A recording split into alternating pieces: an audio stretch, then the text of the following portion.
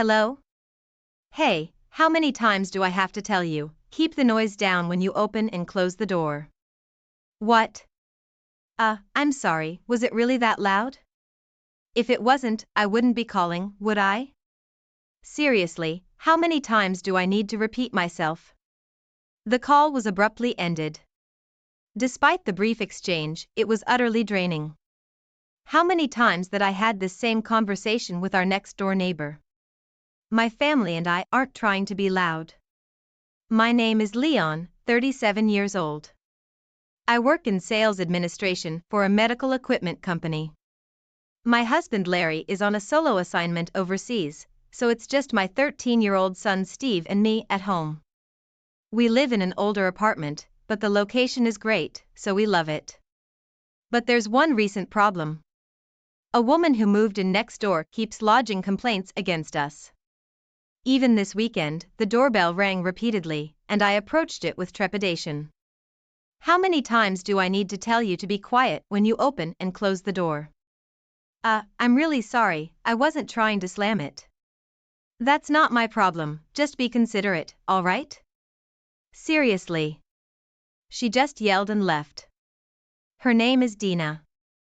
She's a housewife in her 40s with a high school-aged child. I remember feeling a bit intimidated by her sharp gaze when we first met. As I expected, the aggressive complaints are non-stop, especially on weekends. I told you not to thump around in your apartment, it's so disruptive. I'm sorry, I'll be more careful. Come on, it's not just you living here. I genuinely believe we aren't causing any noise disturbances. Of course, my son Steve is a quiet kid, probably even quieter than the other units. In reality, I secretly think Dina's place is way more of a nuisance. Her high school-aged daughter Vivian loves blasting her music, and the sound leaks terribly. Even Dina's phone conversations are so loud they penetrate our walls, yet they turn a blind eye to their noise while always pointing fingers at us. Especially in an old apartment, it's essential to be considerate of each other. It's bad enough when she rings the doorbell, but it's genuinely terrifying when she bangs on our front door. Your conversation is too loud, please lower your voice.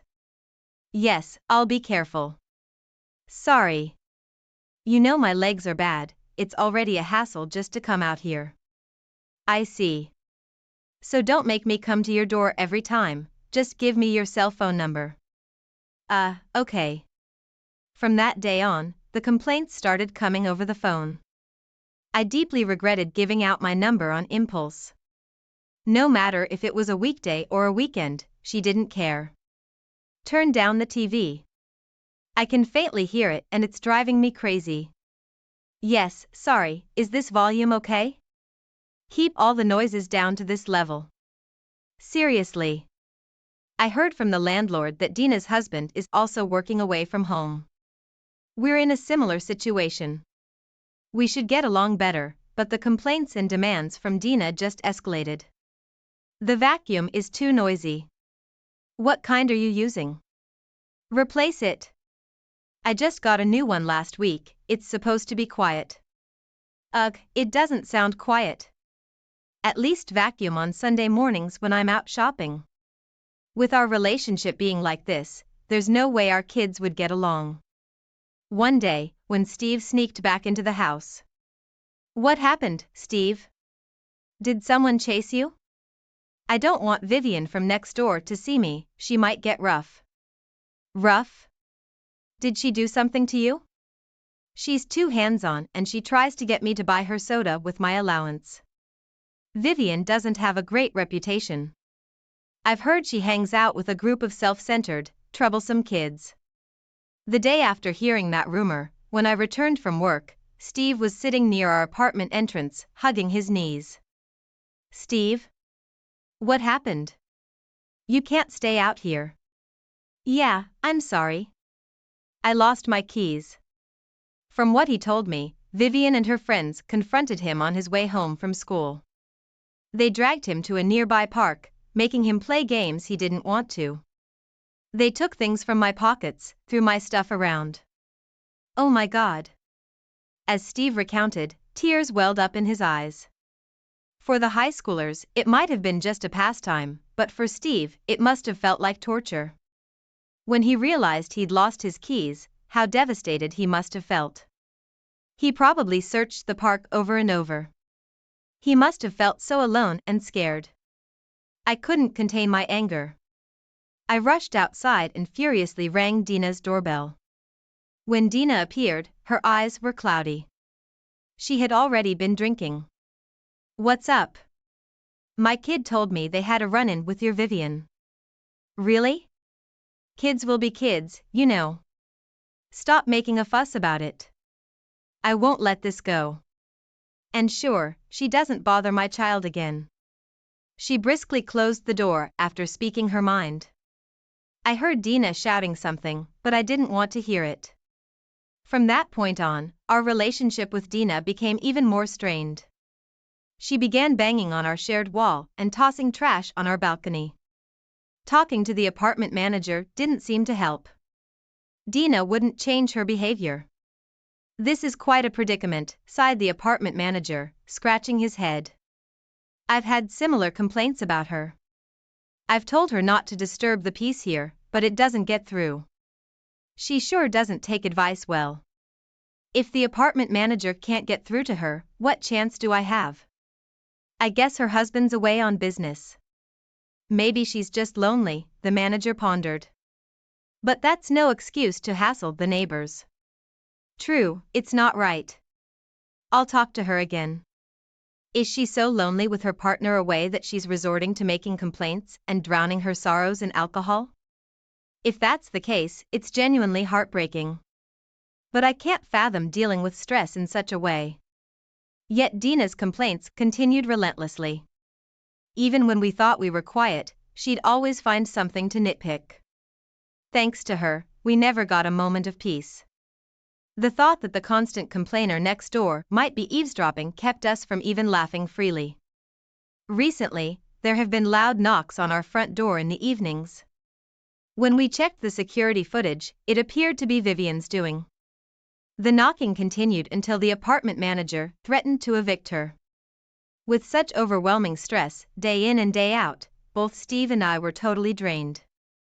One day, I phoned my husband Larry, who was overseas, to fill him in on the situation.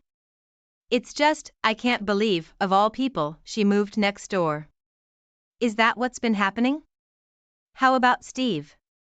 Any more issues with the girl next door?" "I think it's better now, probably thanks to the apartment manager laying down the law. We've told Steve to consult the property manager in emergency, like if he loses his key." I felt guilty burdening Larry with this while he was on a work trip abroad. Being away, he might worry even more. But I had to share my feelings. I felt like I'd fall apart if I didn't talk to someone. That's when Larry spoke up. "If you're feeling down, maybe you should take a break to de-stress?" "Distress? My business trip will be over soon, right? Work's been easing up. I have some free time now." "Are you suggesting?" "Yeah, what do you think? It's a great place here." A few days after that conversation, my cell phone rang. It was from Dina. I wondered what was going on, and answered. "Hey, how many times do I have to tell you? The noise from the kids is too loud. Do something about it." "What? Kids?" "Yes, think about the neighbors. Fix this, now." Dina sounded slurred, probably drunk. She kept shouting without really hearing me. Trying to calm her down and get her to focus was a challenge. "Please listen, I'm currently abroad with my child." "What?" I'll hang up for a moment and contact the apartment manager. Panicking, imagining the worst, my hands trembled as I operated my phone. Fortunately, the apartment manager answered right away. "Hello? Oh yes, it's about apartment 302. Yes, that's right. Maybe." The apartment manager had noticed something odd about my place almost at the same time I did. He found it strange that the lights were on even though I was supposed to be on a trip. He assured me he'd call back once he figured things out. About 30 minutes later, the news from the apartment manager was pretty much as I feared. The apartment was swarming with police officers, and we had no choice but to return home immediately. When my child and I arrived back at the apartment, both the apartment manager and Dina were there to greet us. Dina looked utterly defeated. "I'm so sorry for what my daughter did." Right, it was Vivian and her friends who had broken into our apartment and created chaos while we were away. After Steve had been harassed by Vivian and her crew, he realized he lost his key. Turns out Vivian had stealthily taken the key from Steve's belonging. Sometime after that, Vivian got wind that we'd be away from our apartment for a long time. She might have overheard my conversation with the apartment manager.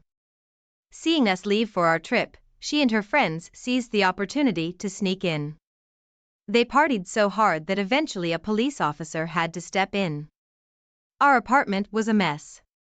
Vases and mirrors were shattered, wallpaper torn, and graffiti was everywhere.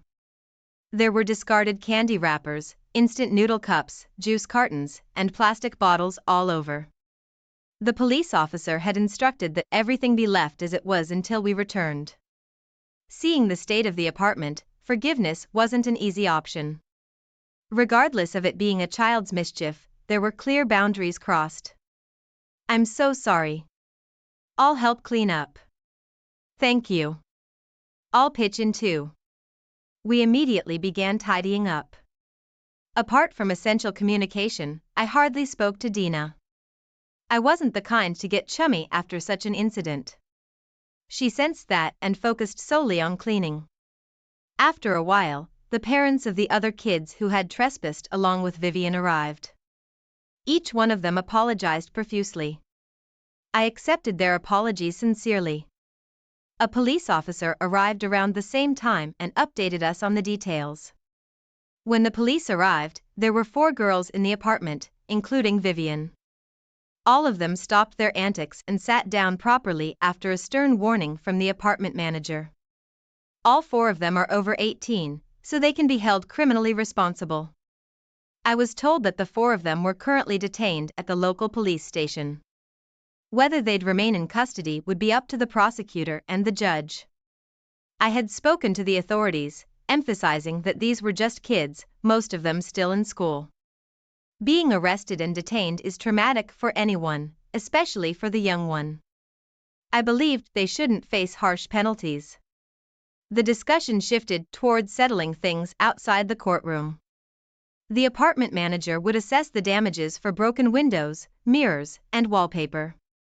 All I had to decide was the compensation for the damages and my emotional distress. The bill would go to Vivian's mother, Dina. The financial burden would be shared equally among the 4 families, each reimbursing Dina. By the time our negotiations and cleanup were wrapping up, I saw a large black van pull into our complex. A tall, imposing man and Vivian stepped out. Could it be? My hunch was right. The man was Dina's husband. He had a strong and commanding presence and didn't seem like someone from a traditional office job. He seated both Dina and Vivian next to him and turned to me. "We sincerely apologize for all the trouble my reckless wife and foolish daughter have caused." He repeatedly expressed his regret, almost to the point where I felt embarrassed. I lost count of how many times I told him it was okay and to stop apologizing. Dina and her crew left shortly after, continuously apologizing. 2 days later, Dina and Vivian moved out. I initially thought it was just the movers, but when I checked, Dina told me she was moving in with her husband. I had been reluctant because his new job is in a very rural area, and I didn't want to go, she said. But after the recent mess, she didn't feel right staying here. She decided to join her husband. If this ordeal brought their family closer together, then perhaps it was for the best. As a wife with a husband on a solo assignment, I genuinely felt that way. I sincerely hoped that living with her strong-willed husband would keep Dina on the straight and narrow, and that Vivian might mature a bit. A few days after that, with my windows and walls back in pristine condition, my husband Larry returned from his trip. My son, Steve, and I went to the airport to greet him. Larry's overseas assignment was over, and our family of 3 was together again. I wouldn't have to face any more unsettling nights alone for a long time. The recent events reminded me of the importance of having family close. Life is truly better when we're all under the same roof. That was my heartfelt real. The warmth of the fireplace did little to chase away the chill that crept down my spine as Marianne's piercing gaze fell upon me. "Well, Avery, dear, I must say that dress is interesting," she said, her ruby-red lips curling into a smile that never reached her eyes. I forced a polite grin, my cheeks flushing. "Thank you, Marianne. It's one of my favorites." "I can see why." Elliot's mother gave a tinkling laugh that made the hairs on the back of my neck stand on end. "So bold and unique, just like you, although I do wonder if it's quite appropriate for this family dinner." My mouth went dry as I looked at Elliot, silently pleading for him to intervene. But he just stared down at his plate, shoulders tense. "You know how much we value tradition in this household," Marianne continued, her syrupy tone a sharp contrast to the barbs in her words. "We wouldn't want to make anyone uncomfortable." The room seemed to shrink around me as the rest of the family remained silent observers. My vision blurred with unshed tears that I blinked back furiously.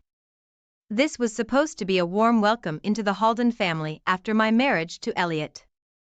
Instead, I felt like an ill-fitting pawn being scrutinized. "Of course, Mother," I choked out. "I'll be more mindful next time." "Wonderful," she clapped her hands together delicately. "Now, why don't you tell us a bit more about yourself, dear? We're just dying to get to know you better." I opened my mouth, but the words stuck in my throat as her cold eyes bored into me. In that moment, I realized this was about more than just my dress choice. This was Marianne establishing her dominance, a chilling power play that left me disoriented. Some distant part of me registered the uncomfortable silence stretching on until Elliot cleared his throat. "Actually, Mother, I think that's enough for tonight. Avery's had a long day." The rabbit hole didn't seem to end as the weeks ticked by in our new home. If anything, Marianne's needling demands only escalated, from explicit instructions on how to properly set the dinner table to casual comments belittling my career ambitions, and Elliot, my once loving husband, simply watched in silence as his mother's barbs chipped away at my sense of self, piece by piece.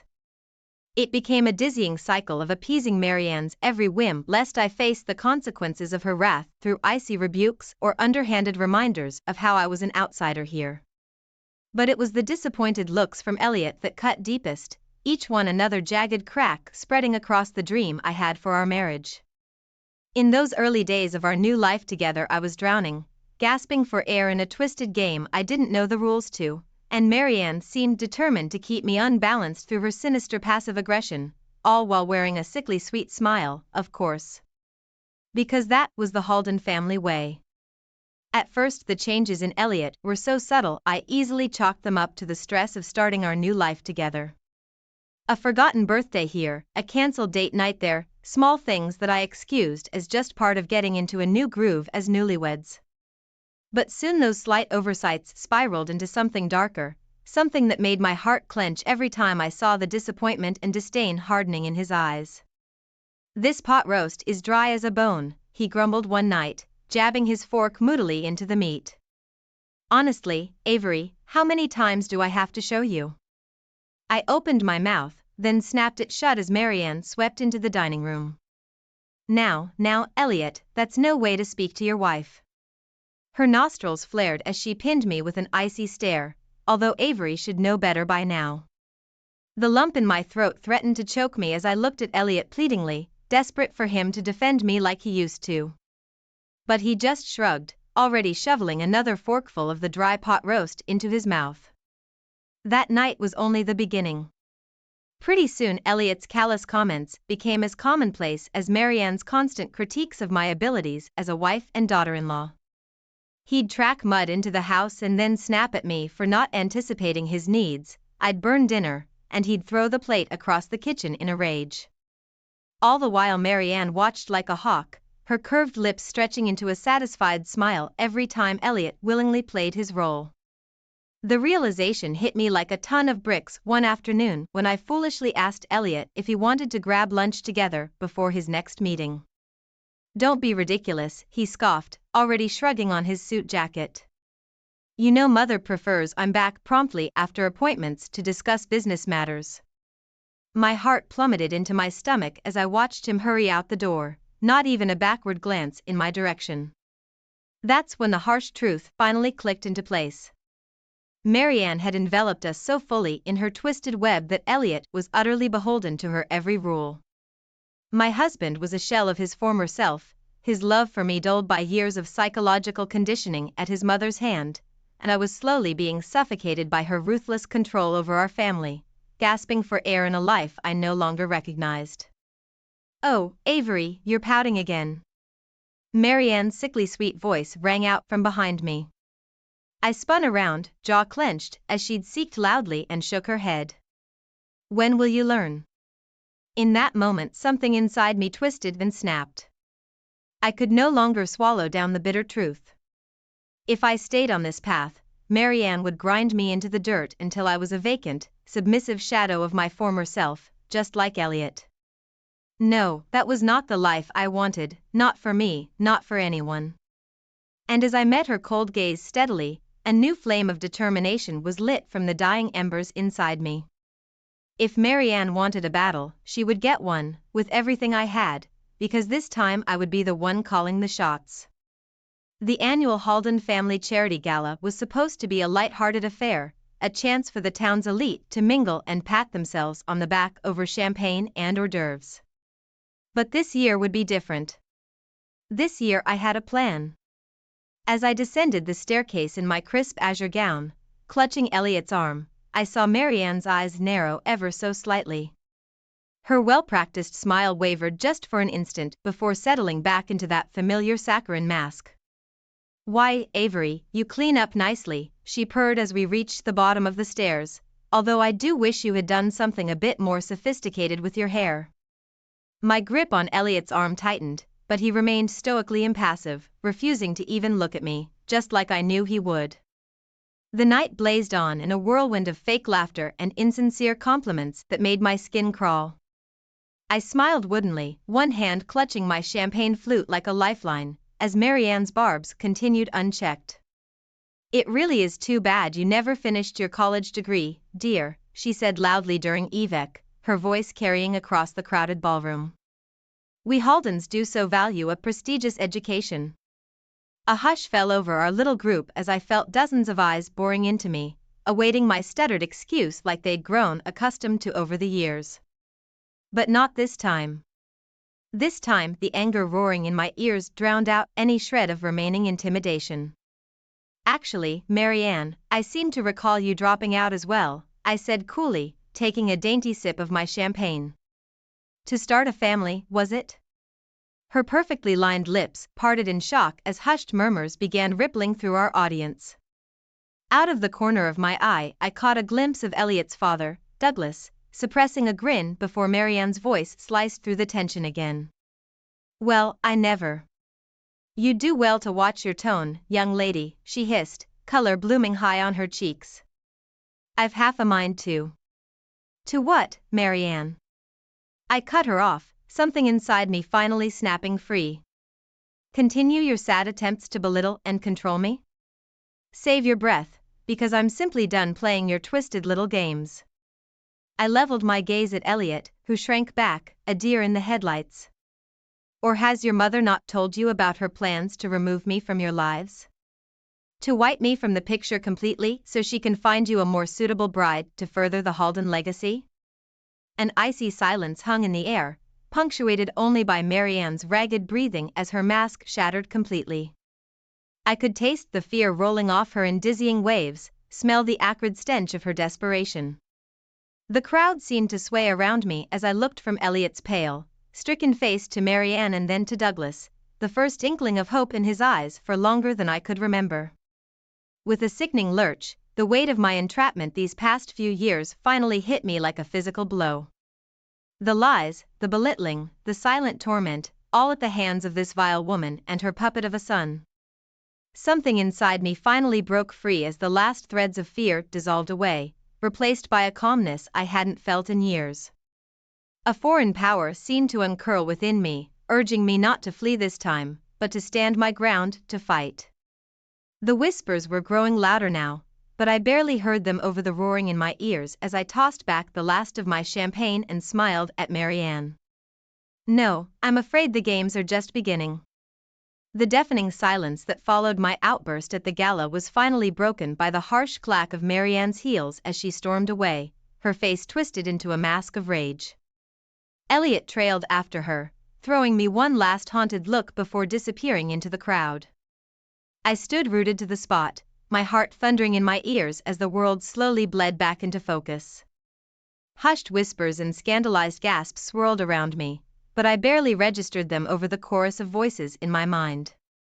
What had I done? After years of keeping my head down, something had snapped inside of me in that heated moment. An overwhelming urge to shatter the heavy silence, to unravel this twisted tapestry Marianne had woven around our family. Trembling, I turned to Douglas, the first man I'd ever seen stand up to his domineering wife. He placed a wizened hand on my arm, his eyes shining with the first hint of resolve I'd witnessed in years. "You did the right thing, Avery," he murmured gruffly. "The truth had to come out, no matter how ugly." His earnest words should have been a balm, helping ease the searing guilt and shock pulsing through my veins, but they did little to chase away the nagging sense of dread coiling in the pit of my stomach, because I knew this was only the beginning. My grand public outburst may have rattled Marianne's cage, but the real fallout was yet to come. She would retaliate, of that I was certain, which meant I needed to be prepared to fight back with everything I had. That realization was what finally spurred me into action over the next few days, as the harsh condemnations and scandalized whispers engulfed our family. While Elliot holed up in his study in a drunken stupor, I began to gather what little evidence I could. Damning financial statements, detailing the misappropriation of Halden family funds, sworn affidavits from Marianne's hired staff recounting her unhinged verbal tirades, a trove of secret recordings spanning years, each one more incriminating than the last. I compiled my case meticulously, letting the smoldering embers of my anger drive me forward as I prepared for the battle to come, because one thing had become painfully clear. Marianne would stop at nothing to regain control over her kingdom, and I would be her prime target. The breaking point came one night after another of Elliot's inevitable blow-ups. His voice hoarse from screaming about the humiliation I'd brought upon this family.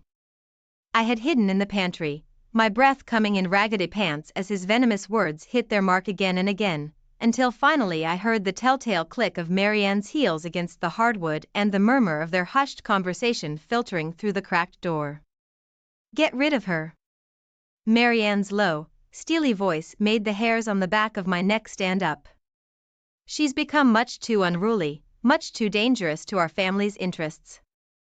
Unable to contain myself a moment longer, I leaned in closer until their poisonous whispers became clear as day, and that's when I heard the evidence I'd been subconsciously seeking all along, the final, damning confession that any shed of humanity had long been snuffed out in this family. The gloves were off. The time for playing Marianne's twisted games was over, because now it was my turn to fight fire with fire. As the whispered threats from Marianne and Elliot's hushed confession echoed in my mind, a strange calmness washed over me. No more walking on eggshells, no more forcing smiles as I was pecked apart from the inside. This was war. And I would be ready. The next morning I awoke before dawn and quietly slipped out of the house before Elliot or Marianne could stir. My footsteps were the only sound on the deserted downtown streets as I made my way to the one place I knew I could find allies, Everly's Diner. The tinkling of the bell above the door was like a soothing balm as the familiar sense of bacon and freshly brewed coffee enveloped me. This place had been my haven in those first few strained years of marriage, when I could still escape Marianne's clutches for a few blessed hours. "Well, if it isn't my favorite customer." Janice, the owner, emerged from the kitchen, a hesitant smile playing across her lips, as she took in my undoubtedly haggard appearance. Rough night, hon? You could say that. The words were already tumbling out before I could stop them. The revelations at the gala, the whispered threats, my finally reaching the breaking point. As I spilled everything, I watched Janice's eyes widen, one wrinkled hand flying to cover her mouth. "Oh, darlin', I always knew that woman was nothin' but a snake," she muttered, shaking her head slowly. "But to go that far, to actually try hurting you like that, that's a new low, even for her." An unexpected surge of relief coursed through me at her words, as if finally hearing someone else validate my pain and experiences made it all just a little more bearable. I opened my mouth, about to try explaining myself further, when the bell above the door jangled again. "There you are." A familiar voice rang out as Lila, my best friend from college, rushed over and enveloped me in a bone-crushing hug. "Janice called and told me everything. Avery, I'm so sorry I wasn't there for you all this time, if I'd known what was really going on." Her voice cracked with emotion, and I instinctively tightened my arms around her. Lila had been the closest thing to family I had in those first few years of my marriage before Marianne's isolating tactics finally pushed her away. "You're here now?" I murmured, forcing a watery smile as she finally pulled back. "That's what matters." "Damn straight." Lila swiped away the tears trickling down her cheeks before squaring her shoulders determinedly. "So what's the plan, AV? How can I help take that bitch down?" My lips twitched in a real smile this time at the fierce protectiveness blazing in her eyes. Because that's exactly what I needed now, someone with claws out who was ready to fight. "Well, for starters, I need to gather more evidence," I began, the gears in my mind already turning. "Anything I can use to expose Marianne and get these people off my back once and for all." I was thinking. "You were thinking it's time to play a little hardball," a new voice cut me off. I turned to see Charlie, my friend Lila's older brother and a hotshot corporate lawyer, sweeping into the diner. A slow grin spread across his face as he took in my questioning look. "Lila called me from the road," he explained with a shrug. "Said my brilliant college pal was finally ready to stand up for herself." "So," he rubbed his hands together. "What kind of trouble are we stirring up?" As I laid out the pieces I'd gathered so far, I could feel the weight temporarily lifting from my shoulders. For the first time in years, I wasn't alone in this fight. I finally had people, friends, in my corner who were ready to go to battle. No more passive silence, no more turning the other cheek as Marianne and her minions sought to drown me. This time I would be the one putting up a fight. This time, the predators would become the prey. The next few weeks flew by in a whirlwind of clandestine meetings and furtive evidence gathering as Lila, Charlie and I built an airtight case against Marianne and her web of deceit. Papers were meticulously organized into binders. Undercover surveillance captured hushed confrontations and damning admissions.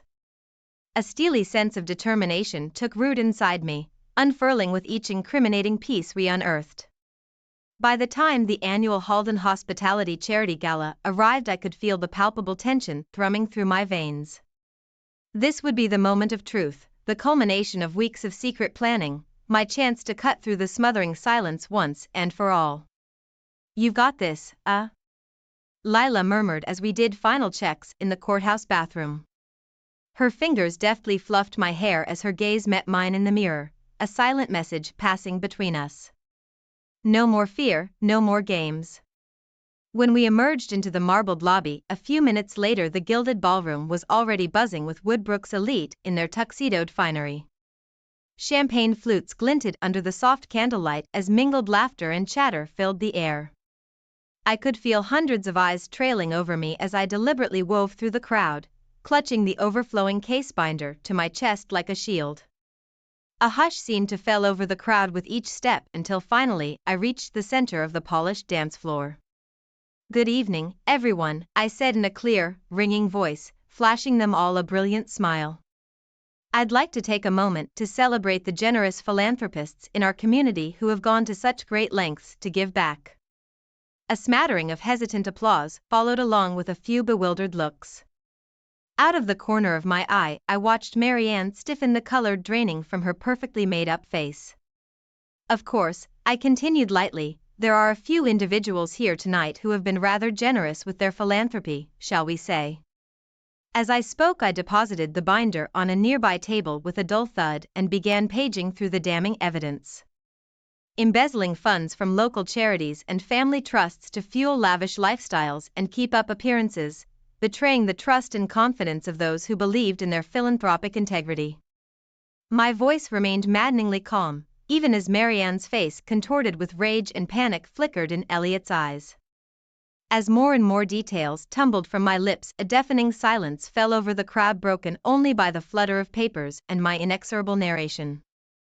Then of course we have the less legal dalliances to account for as well. I leveled my gaze squarely at Elliot now, holding up glossy photographic proof of his indiscretions for all to see, cavorting with strange women, deceiving his faithful wife, all while hiding behind this thin veneer of community-minded chivalry.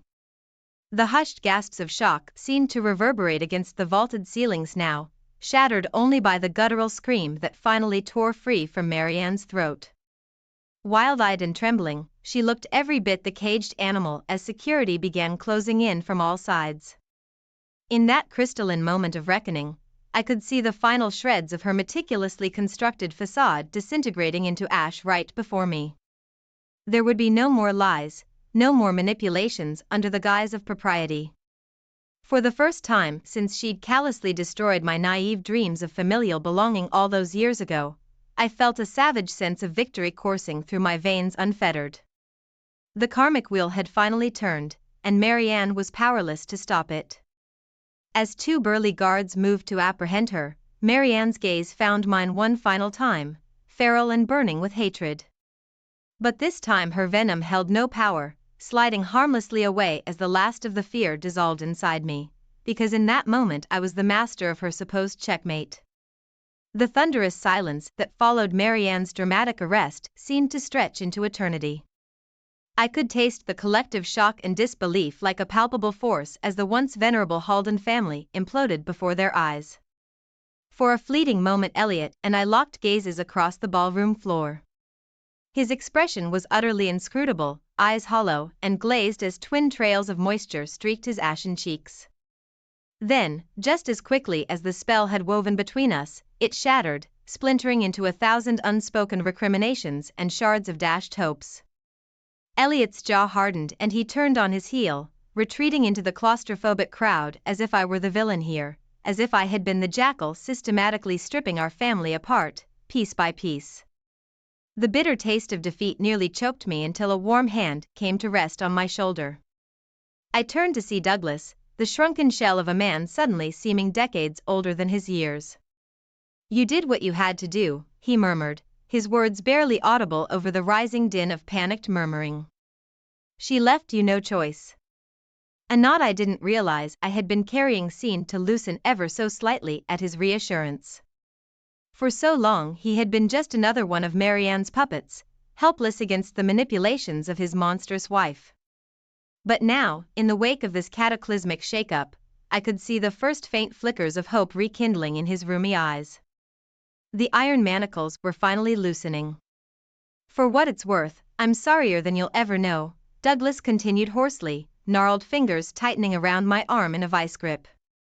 Marianne, she was always the strong one, the immovable force, and I let myself become malleable, too cowed to ever stand up to her toxic ways until it was far too late. His throat bobbed as he swallowed hard, face etched with regret. "You didn't deserve any of what she put you through, Avery. But maybe now, maybe there's a chance to start fresh." I could only nod numbly, too overwhelmed to find any words of forgiveness or comfort. Because in that moment, surrounded by the wreckage of his shattered legacy, Douglas was beyond consoling. No, there would be no easy path forward now, not for any of us. The Halden family as we'd known it was irreparably broken, the bedrock foundation built on lies and deceit. As the gaping crowd parted like the Red Sea, Marianne reappeared between her two hulking security escorts. No longer the impeccably coiffed Ice Queen, her coppery hair askew and mascara streaking her crimson cheeks in muddy rivulets, but her slate eyes still gleamed with that familiar vindictive light as they bored into me. "You ungrateful, malicious little cur," she spat, the haunting words cutting through the silent ballroom. "After everything I sacrificed for this family, gave you people so you could keep living in your pathetic delusions of grandeur." One of the guards made a move to silence her, but Marianne merely wrenched free, her lips peeling back in a manic snarl. "Don't think this is over. You hear me, Avery?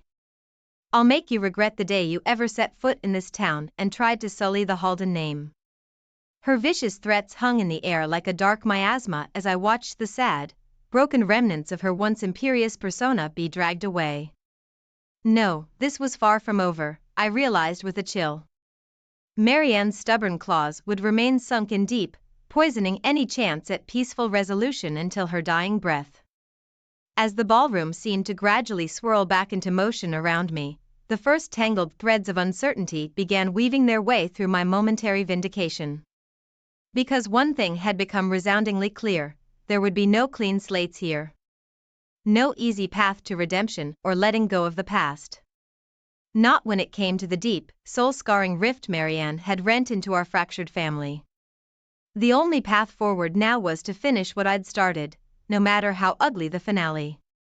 The months following the cataclysmic unraveling of the Halden family legacy were a cyclonic blur. Attorneys, court appearances, endless hearings, it all bled together into a surreal waking dream as I weathered the fallout. True to her malicious vow, Marianne fought tooth and nail against the charges, her snarling defiance echoing through oak-paneled courtrooms like the unrelenting screeches of a wild animal.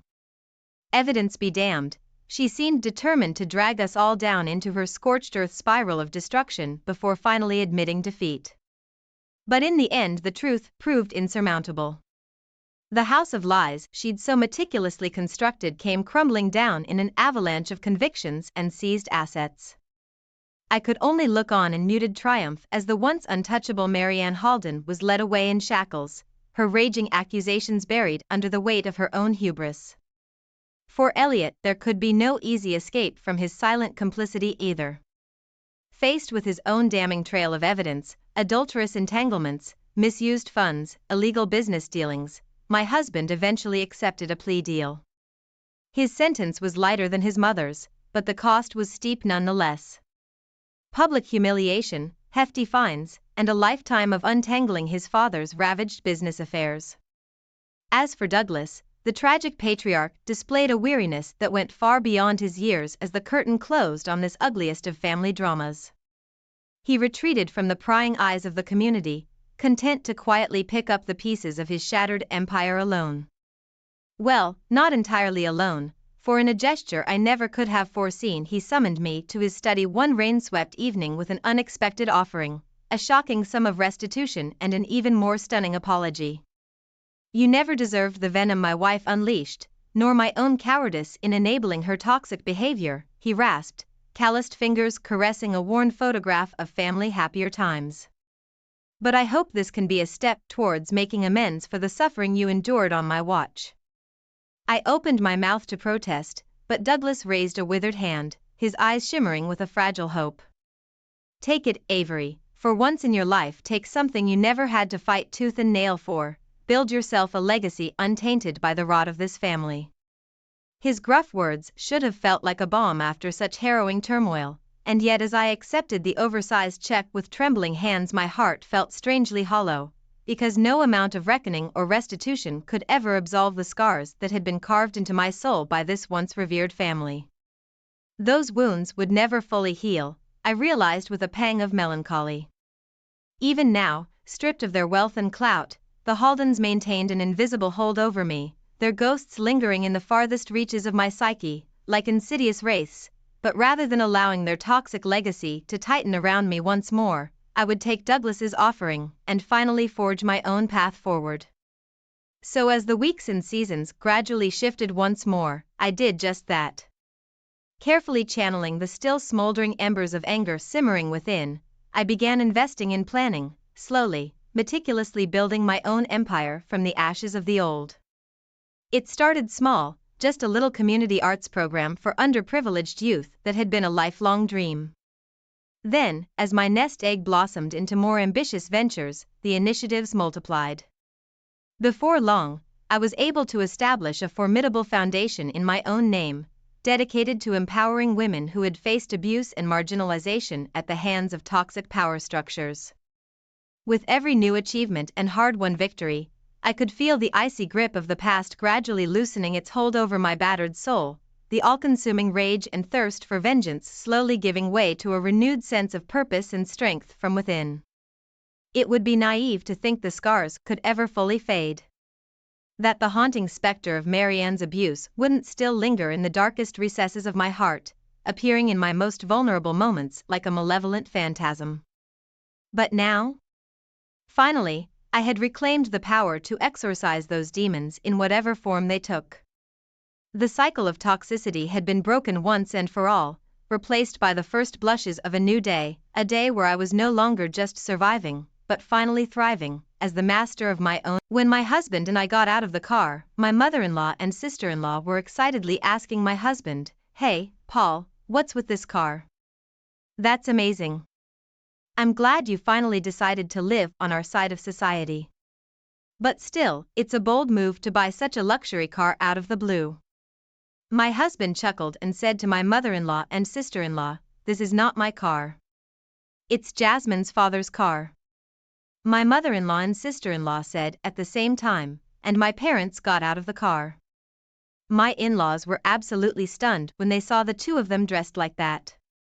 What an expensive-looking suit. And I've seen that outfit before. It's such a high-end brand. Why are Jasmine's parents wearing such expensive stuff? My name is Jasmine. I'm a 28-year-old office worker. I married my husband Paul last year. My husband has always been kind to me since we've been dating and he's always taken good care of me. I was so happy to be able to marry him. We share the household chores because we both work. My husband has lived alone for a long time and is perfect at doing house chores. He's a better cook than I am, depending on what we cook. We support each other and live a very happy life. However, there are people who stand in the way of our happy married life. They are my in-laws. They assume that I'm poor and say whatever they want to bully me. Why do they assume that I'm poor? I think it was probably because of the dinner party where we greeted each other's families before our marriage. My in-laws are a family of 4. My parents-in-law, sister-in-law and my husband. My father-in-law was a banker and was reasonably wealthy. Everything he wears has a brand name.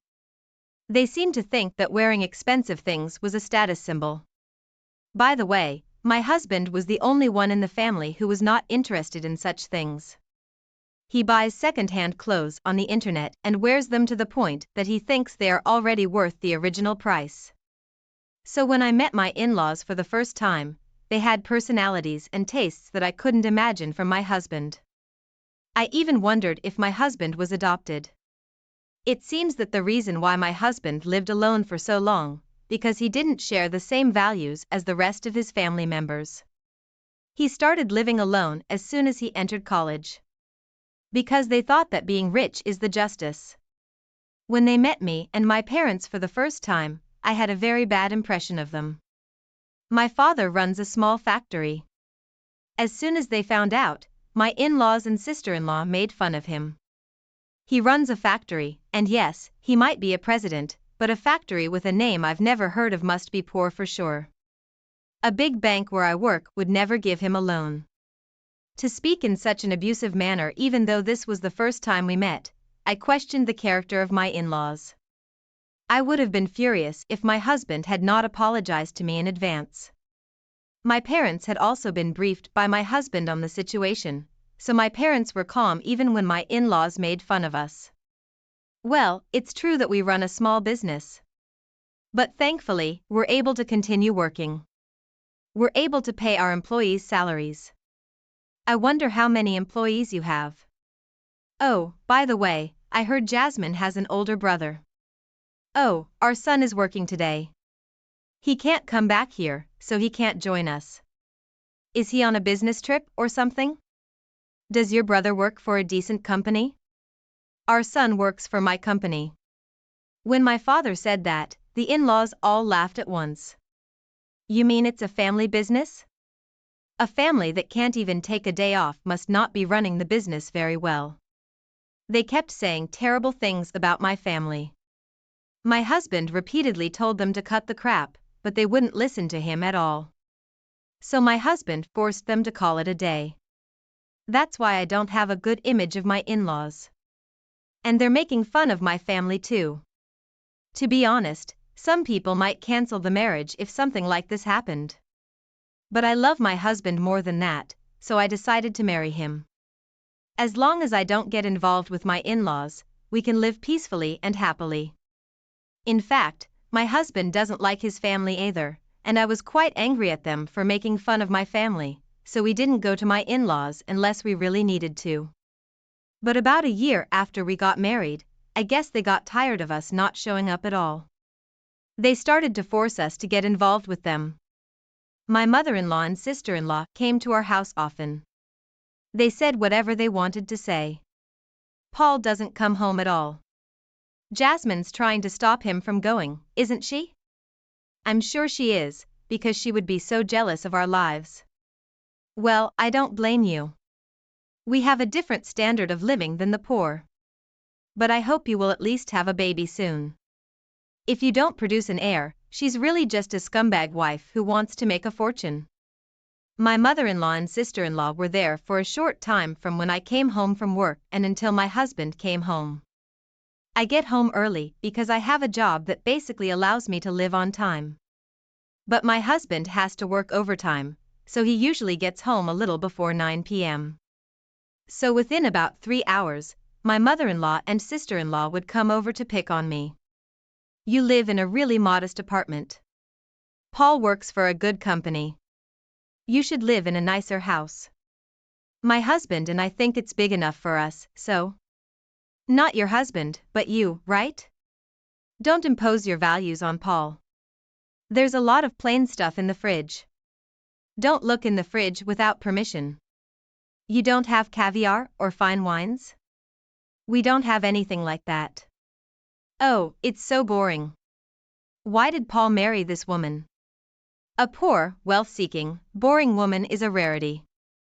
You could say that. But if you try to touch her money even a little bit, you'll be sorry. We'll erase you from society. My mother-in-law and sister-in-law would make fun of me, threaten me, ridicule me, and then leave. I would talk to my husband about it, and he would scold them. But they continued to come over without showing any sign of remorse. They ambushed me at my apartment when I come home. I felt depressed to come home every time. How on earth could they get tired of picking on me? But my mother-in-law and sister-in-law kept trying to bully me. I had a mental breakdown. I tried to pass the time at a cafe until my husband finished work. Then I would go home with my husband. When my mother-in-law and sister-in-law saw me coming home with my husband, they said, "You're like a pest, taking away Paul's freedom like that." It's actually more disgusting that they waited outside for 3 hours and tried to agonize me. My husband was so disgusted that he even went so far as to ask my father-in-law for help. My husband talked to my father-in-law, but he is just like my mother-in-law. He said that a poor wife is a rarity for them. If things continue as they are, our marriage will be threatened. I decided to use the last resort. I know it's not something I'm very fond of doing, but my in-laws have made me angry, so I will not relent. Few days later, my husband and I went to visit my in-laws. The in-laws were overjoyed when we informed them that my husband was taking his wife home with him. I was horrified to hear my mother-in-law saying, "I'm so happy to see Jasmine for the first time in a long time. I don't know what kind of fun it is to be a wife beater." And then we went to my in-laws' house for the weekend. When we arrived at my in-laws' house by car, my in-laws rushed out of the house and excitedly asked my husband, "Hey Paul, what's with this car? That's amazing. I'm glad you finally decided to live on our side of the society. But still, it's a bold move to buy such a luxury car out of the blue, isn't it?" My husband chuckled and said to my mother-in-law and sister-in-law, "This is not my car. It's Jasmine's father's car. What? My mother-in-law and sister-in-law said at the same time. And then my parents got out of the car. My in-laws were absolutely stunned when they saw the two of them dressed like that. What an expensive-looking suit. And I've seen that outfit before. It's such a high-end brand. Why are her parents wearing such expensive stuff? And finally, my brother gets out of the car. 6 feet tall, standing like a model. My sister-in-law's eyes changed color when my brother came out wearing the same high-end brand suit as my father. Who is that handsome guy? Nice to meet you. My name is Simon, Jasmine's brother. My in-laws were frozen in amazement at my family, which was completely different from the last time they saw me. Seeing this, my husband said, "What the hell are you doing?" He urged them to quickly show my family around the house. My mother-in-law and sister-in-law hurriedly invited my family into the house. They showed them into the living room and said, "We'll have tea ready for you right away." Her attitude was the complete opposite. The in-laws were very curious and asked my parents a question. "How are you able to wear such a luxury item? So ridiculous." They are so flippant to change their attitude just because of one's appearance. Then my father told the step-family members, "My factory is a small one, but the parts we make have the only patent in the world. We receive orders from large Japanese companies as well as foreign companies." My father's answer made the members of my family in-laws' faces turn blue. My mother-in-law and sister-in-law started to be nice to me. My father-in-law was silent the whole time and didn't say a single word. And my sister-in-law was very interested in my brother and talked to him a lot. "What kind of work do you do at your father's company?"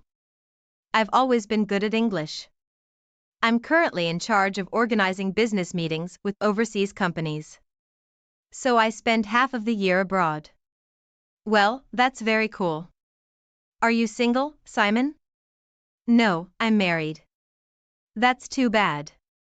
But I think I'm a better match for you, Simon, than your wife. What do you think? If you're interested, why don't we go out for dinner?"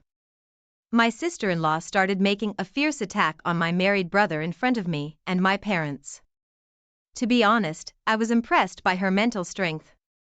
I can't help but admire for being so audacious. But I'm going to let my sister-in-law go through hell right here at once.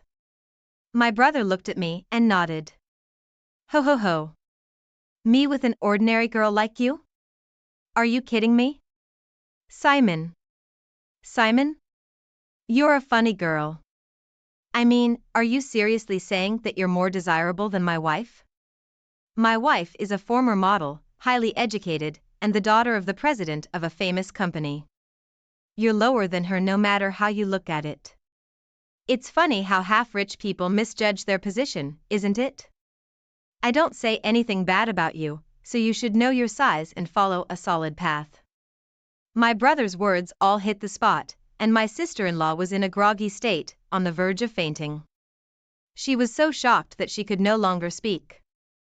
And finally, my father turned to my step-family. "I don't really care how wealthy the other family is.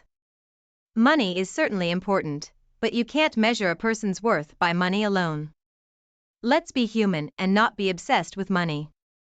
I'm sorry we were a little mean to you today." My father bowed his head in apology. My family-in-law was completely horrified and bowed to my father quickly. Since then, my family-in-law has never tried to bully me. In fact, they regularly contact me to flatter me. I think it's a bit bothersome that they contact me on a regular basis. By the way, neither my parents nor my brother are the kind of people who dress up in luxury brands and brag about their wealth. They just cooperated with my plan this time. My father likes to wear a suit he has been wearing for a long time, even if it's cheap. He's not interested in luxury. My brother is very kind and doesn't make fun of people. That's why his wife's father likes him so much. He even asked my brother to take over the company because he's a better heir than his eldest son. I'm sorry I put my family through something they're not used to. Everyone was extremely tired on the way home. Thus, I was able to return to a peaceful married life with my husband. I have not visited my in-laws since then, but my husband visits them at least during Thanksgiving and Christmas. After that event, my in-laws have changed their ways. They seem to have lost confidence, or maybe they just repented themselves. They don't brag about being rich like they used to. My husband even says that he feels most comfortable with them now. Well, I'm not sure if they'll go back to their old ways again. For now, I'm just glad that the problem has been successfully resolved. I will continue to take care of my husband and my family. I'll try to live my life with a sense of modesty. They thought they were mounting up, but actually the other family member made money many times more than they did. The in-laws should be ashamed of themselves. I would feel like a small person if I keep trying to mount the poor. I don't think the real rich people would do such a thing. I think it's good that you were able to give your family-in-law a good scolding. I hope you will continue to live every day with your family in